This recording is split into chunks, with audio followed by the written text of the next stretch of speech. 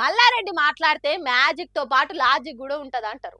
హాగు అదే లాజిక్ తోని రేవంత్ రెడ్డి సర్కార్కు చెమటలు పట్టించినంత పని చేసే పంచులేసిండు. ఇదే మన సీఎం రేవంత్ రెడ్డి గారు జూబ్లీహిల్స్లో ఎలక్షన్లో ఒక మాట చెప్పిండు సినీ కార్మికుల దగ్గరకు వచ్చి, ఎవడైతే టికెట్ సినిమాకు పెంచుకుంటాడో వాళ్ళకు 20% కార్మికులకు సినీ కార్మికులకు ఇవ్వాలన్నాడు. మరి ఈడ కూడా అదే చట్టం తీసుకురా, ఎవడైతే భూమి అమ్ముతుండో 20% ఆ భూమిలో వాల్యూ కార్మికులకు ఇచ్చేసాయి, నువ్వు కమ్ముకొని పో, ఓ చట్టం తీసుకురా. మనం కూడా ఇదంతా ఆయన చెప్పిన దానికి ఆయననే అడుగుతున్నాం మనం. అంతే, నీకు దమ్ముంటే ఇయ్యి అన్నట్టు రేవంత్ రెడ్డి మాటను రేవంత్ రెడ్డికే లాజిక్ గుంజి చెప్పిండు.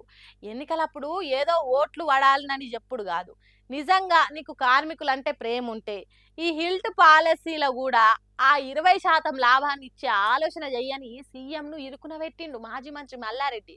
ఉత్తగా ఏదో అనుడే కాదు, కార్మికులకు న్యాయం జరిగేదాకా మీకు అండగుంటా అన్నట్టు ఎసోంటి సాయం చేసిండో చూడుండ్రి.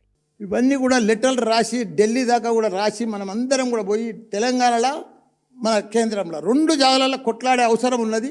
మీ అందరికి కూడా మద్దతుగా మా బీఆర్ఎస్ పార్టీ ఉంటుంది. దానికి తోడు నా వంతు ఖర్చుల కింద 10 లక్షల రూపాయలు పార్టీలో జమ చేస్తా. మీకు యుద్ధం ఢిల్లీ పోతుంది కానీ ఈడ కానీ దేనికైనా సరే నేను 10 లక్షలు ఇస్తా. మిగతా డబ్బులన్నీ కూడా మా బీఆర్ఎస్ పార్టీ పెడుతుంది, మీకు అండగా ఉంటుంది, అన్ని రకాల కూడా ఆదుకుంటాం.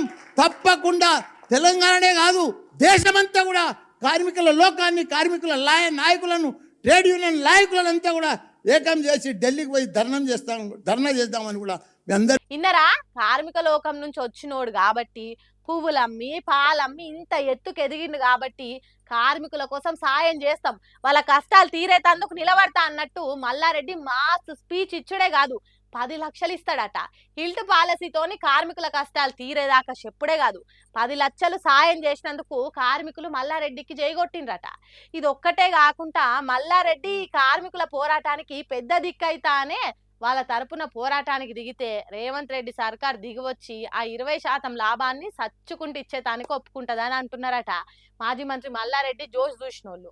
మరి మల్లారెడ్డా మజాకా, ఎక్కడికి పోయినా ఎక్కడున్నా మల్లారెడ్డితోని అలాగుంటది.